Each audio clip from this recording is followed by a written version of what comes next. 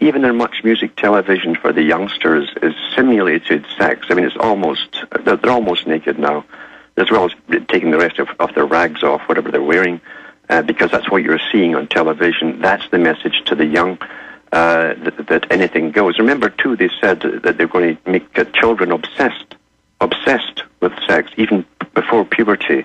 And when they could do that, those children would never bond with a mate for life. It would not happen. Multiple sex. Julian Huxley, the first CEO of UNESCO, said that very thing. He said, we shall push this till it becomes an addiction. And he said they will not bond and get married. Therefore, they can copulate as much as they want as long as there's no offspring. That's what we want. That's happened. That's already gone and passed. And they all write books about it. They all state it over and over again. And again, I didn't want to digress with Dan. It's just, to me, it's a complete divide and conquer distraction. All I simply said is that I couldn't imagine not being married and having kids. And so that was the point I was throwing out there. Let's go ahead and talk to Al in Texas. Al, you're on the air. Go ahead. Good afternoon, Alex. It's a pleasure to be with you. God bless you. I know it's got to be stressful, your job, and I can't even imagine the stress level that you're in, man.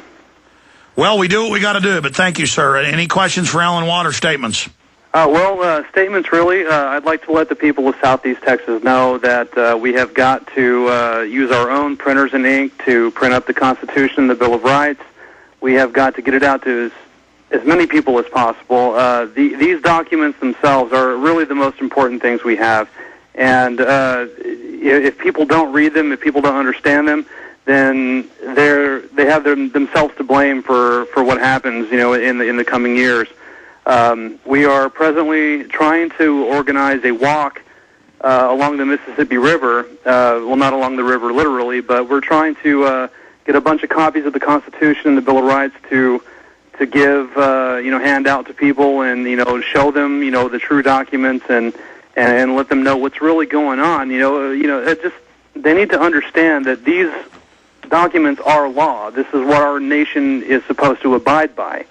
And well, that's why we put free ones in with all the orders at Infowars.com. Al, I appreciate your call. Aaron in Texas, you're on the air. Does anybody have a question for Alan Watt?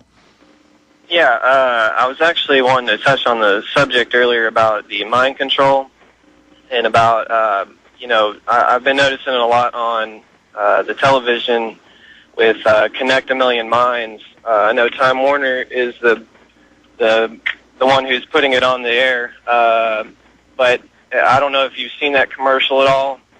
No, what is it? I don't watch very much TV. What is it? It's an after-school care for children. Oh, kids shows are just 100% brainwashing. Yeah. Yeah, it's a program that you put your children in. I've just seen it popping up recently. It basically just it talks about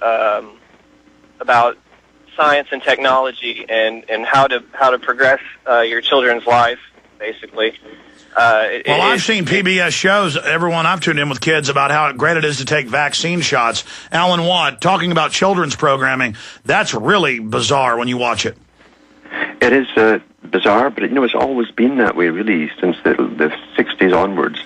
Now, people realize that script writers are paid by governments to write cartoons with messages in it to do with the environment and many, many other topics, preparing them for the life that they will grow up into, which will be entirely different from their parents.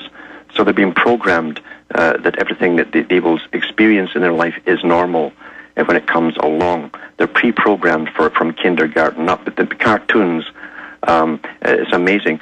Almost every author in Canada that writes novels lives on a grant from the government, because we're socialist here, you see. Same in Britain. And they must write in all the politically correct updates and messages for... Well, that's what my dad pointed out. He said he's always seen propaganda in science fiction and novels, but he says now almost every book he buys randomly that's a bestseller is about how patriots are bad and gun owners are bad and drugging people is good and world government is good. I mean, we're just swimming in brainwashing, which is the prima facie evidence of a tyranny. It's tyranny, but it is to be a scientifically elitist-driven society. They say that we're post-democratic now. Democracy is too cumbersome. It's too many conflicting parties, therefore it's out the window. Regardless of the semblance they still give you for party opposition, it's really just an act. We're post-democratic. They're all on board with it. It's just an act for the public. That's all they are. That's all politics is now. Well said, Alan. Let's jam in. Let's jam in one more here, hurrying towards the end. Monica in California, you're on the air. Hi, Alex. Hi. What's on your mind? Yes, I just want to say that I pray for you and your family every day. Thank you. And I've been getting upset a little bit. Everybody's been giving you kind of a hard time about the Gulf. And I think you're doing an excellent job covering it. Well, and one guy called in and said I'd never covered the Gulf. And he said everyone was upset. It was a mass hoax. It's an attempt at petty programming to say everyone's mad at you. One caller said that, and then that becomes a self-fulfilling thing. We've been covering the Gulf probably too much, and they're using it as a distraction for their World War III with Iran. But stay there. I'm going to come back to you, Monica, and get your take on what's happening. Try to jam in JD and Laura, and then get a quick comment from Alan Watt before he leaves on what he thinks, anything else important that he thinks we haven't covered here. We'll be right back. Stay with us. Alan Watt has a lot of great material and information. His website, cuttingthematrix.com, one word. Of course, our sites are Infowars.com and PrisonPlanet.tv. We're going to go into rebroadcast in about 5 minutes, and if you're listening on the internet streams, in the first hour I covered the situation with Mexico just completely collapsing, and border state sheriffs begging for help. They're under siege. Plots to blow up dams in Texas by the Los Zetas CIA-controlled groups. This is the destabilization, the controlled chaos takedown of America. I wanted to jam in a few final calls, though, with Alan Watt. Always great to have Alan on with us. Monica, thank you for saying that you should, appreciate our work, but anything else on your mind? Yes, I was watching TV the other day, and something kind of alarmed me. Dr. Oz had a program saying how you can protect your family from anthrax. And I want to tell the American people that, we have little time, and it's not fun to fight tyranny. That's right. They hyped anthrax attacks months before it even happened, and that's why on 9/11 I said they're going to launch an anthrax attack, and 3 weeks later we found out they'd already launched it. They pre-program, and when you know, it's incredibly obvious. Is that what you're getting at, Monica?